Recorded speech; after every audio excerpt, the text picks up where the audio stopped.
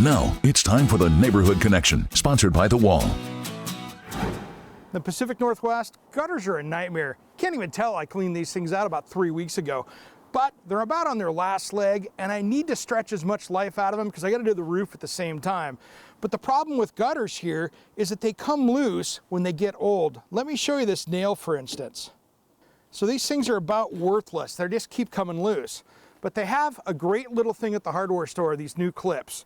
Now I like these so much better because they're a screw instead of a nail. Now there's two different sizes. These are a smaller 5-inch gutter, but as you can tell, they make a 6-inch. So depending on what size you need, fits your gutter. Now here's how they work. We're gonna take this here and slide it in. So these clips are a great solution for this, but I noticed one thing that I have a problem with. If I pull this back right here, this gutter should be overlaying this. So it's a good time to fix this right here. This should be over the top of the gutter.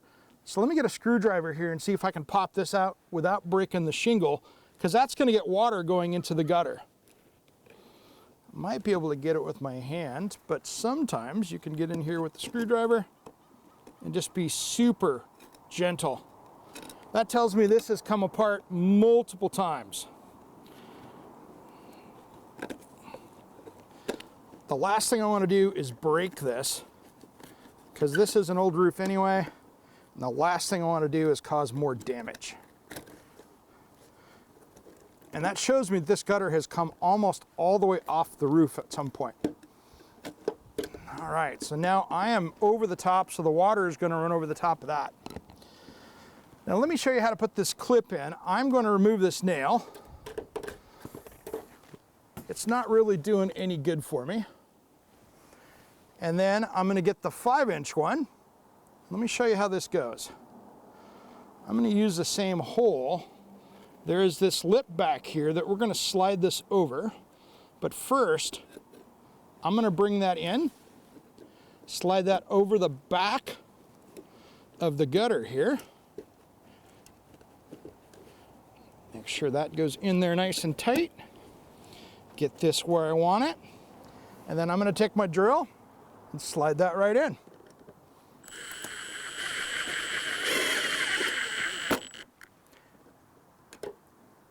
And that's going to hold that up there really tight. I like that. Now I need to do one more down here, but let me show you a couple things when you're dealing with gutters. If you've got a leak, they make gutter sealant. You can go through here, clean this up, and in 30 minutes, it's good to go and you're ready for rain. Anytime you have a hole, this will buy you a little more space out of it. But let me show you some maintenance down here on the very end to keep this thing from getting plugged up, so you don't have to worry about it causing a big mess when it overflows onto the yard. Now this downspout screen has seen better days. Time to get rid of that thing. I'm gonna clean this out. They make a better version of this now. All right, so this new downspout screen is really gonna help the water flow. Let me get this jammed in here. The secret is just to get it down into the hole a little bit like that, and we're good to go. That is what's going to keep this from plugging up and maybe keep some of these needles from getting down there and plugging the whole system up. Do I need gutter guards? Yeah, but that's for another day. All right, today we got a great question on being prepared in case of emergency. And this is a big deal. We have a lot of threats here in the Pacific Northwest. Could be an earthquake, could be a volcano, could be anything around us. But what you can do is make yourself much better prepared for something in the future. Now, the basics are, I want you to make sure you know how to turn the power off to your house, turn the water off, and if you have natural gas, make sure you've got a gas wrench outside zip tied to that. That way you're good to go and you can turn it off and you're not searching for the right tool. Now, one of the biggest life-saving things you need is water. You gotta have a bunch during the day to stay healthy. Now, for me, I've got a family, so I have a big water filtration system. It takes these big filters. I can just get a water source. It doesn't matter how dirty it is. This will filter it out. It does a great job, and I can use it for weeks on end. The other thing I want to do is you want to be able to have heat so you can be able to cook something. So have some kind of a fire starter that you can do. I mean, something like this, I can get a fire going pretty easy, and that way I can heat water. Why would I want to heat water? For food. This is one of the biggest things because help's not going to be coming that quickly. Have some kind of a backup food source. You can fill your pantry up, but the cool thing with this is this little packet right here feeds 3 people and it lasts for decades. So that means you can store it and forget about it, and it's gonna be good for a long time. Just mix up a couple quarts of water, put it in here for 10 minutes, and you got a meal ready to eat that everybody is gonna think's pretty tasty. Heck, the astronauts in space use it. It's good enough for you in an emergency. Now, one of the other things I wanna see you try is have a great first aid kit. Somebody gets hurt or you've got injuries, make sure you're good to go. A good first aid kit also can run out of date, so make sure you've got all the right dates on this stuff. You don't want the medicines and all the stuff inside to go bad. Replace it every few years if you have to. Now, one little tip too, if you've got pets, make sure you've got extra pet food around. You don't have to get crazy with this stuff, but have that extra bag of pet food around. They'll be happy in the future, and they're not gonna be eating your stuff in case of emergency. Now, light is a big thing, just for safety so you can get around, because of course you probably won't have power. You can get in with a regular flashlight, that will work really well. But long term, if you've got power tools like I do, whatever power tool platform you've got, use the lights that come with it. These will create a bunch of light, and if you've got more than one battery, it's gonna create a bunch of light for you years after year. And you don't have to worry about these things going bad like batteries. You're gonna be good to go. And many times you can charge these up in your newer vehicle because you can actually put the battery charger in there when you're out running around, and you're gonna be safe there too. These are all things that are really basic for you to keep your family safe in case of emergency. With spring in the air, we are gonna add some curb appeal to the front of your house with a simple little planter today. Went down to the home improvement store and picked up some early spring stuff so we can make that front of your house look nice and colorful. We need to add a little spring to our lives. So first off, I got a nice little planter box here that's gonna go out on my front porch. Now, one of the things I like to do, especially in our rainy weather, if this is gonna be exposed, make sure to put a couple holes in the bottom of this. This one already has it, so we're good to go. That way this can drain. Next thing we're gonna talk about here is adding a little bit of potting soil. So I had some here. We're gonna get this filled up so we can transplant all these over here. Get a little potting soil in this. I want this to have good fresh soil. If you have last year's soil, I just replace it. It's a little bit easier.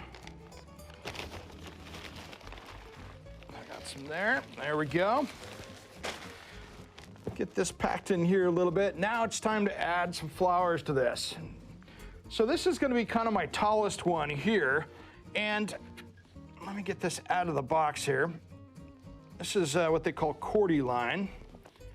I'm gonna slide this out of here. This one's a little small, which is nice, but I'm gonna one nice thing with these are all full sun. So make sure that you get whatever your sun exposure is, the right plants, because if you put full sun stuff and it's always shade, they're not gonna do so well. So make sure that you mix the right ones in there. Now these are not early in the season ones, so you don't see the roots that are all bound up in the bottom of this. So I'm gonna start out with this in the middle, because this is gonna be the tallest, so I don't wanna be burying stuff in. There we go. Get that set to start with. Now we're just gonna kind of do this because I want this to be the front. So the lower stuff's gonna be in the front. We're gonna kind of build up here around the outside. Let's start out here with this African daisy. Now, anytime I see the roots that are kind of bound up around the outside, I like to loosen them up a little bit. They'll be a lot happier. You don't have to get too crazy with it, but just loosen them up a little bit. That way they've got a place to go. They'll find their own way around. And then I'm gonna mount this down in here. Getting a little hole there. Let's keep going around the outside here. So there's two down. Let's throw a little cyclone in here. I'm gonna go some bright color up front. Again, this one's pretty good if you look around the outside. We don't have to worry too much about that. I'm gonna create a nice little hole up here. Slide that in. I want this kind of level on the inside. These are gonna, it's early spring, so they're smaller plants. I want to give them some space to run. And then I'm gonna throw this little pot mum in here. I'm gonna put this in this back corner. Because again, this one's gonna kind of take off, but you can see how this one's already in that little pot root bound a little bit. So again, we're gonna pop that open, make that look good. I'm gonna throw this back in this corner. Now, later in the season, this thing could totally overgrow this, and that's when you get another pot and transplant it over. So I would not be surprised to see that happen. But we're trying to just add some early spring color and not make it look so bare. Now let's grab these violas here. This is gonna look amazing when it's all said and done. Not gonna make too much of a mess here. Just gently keep pulling out of these things. Sometimes like this, they'll get stuck in there already. And I'm just gonna keep pulling. I don't wanna hurt the plant, but there we go. Wow, that one's really root bound in there. Kind of all be level inside of this. And so don't be surprised if you have to come in and reset some things a little bit just because of the space that it takes. So let's get this in here.